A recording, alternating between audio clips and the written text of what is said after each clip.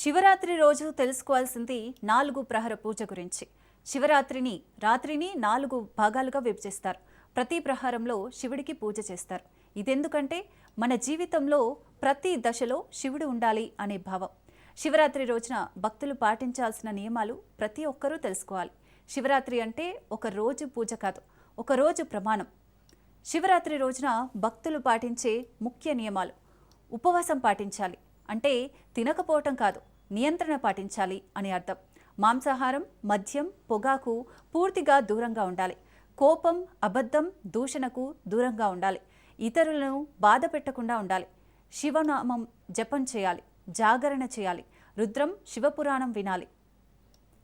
ఇంకో ముఖ్యమైన నియమం: శివరాత్రి రోజున ఎవరి మీదైనా కోపం పెట్టుకొని పూజ చేస్తే అది పూజ కాదు, అది కేవలం ఆచారం మాత్రమే అవుతుంది.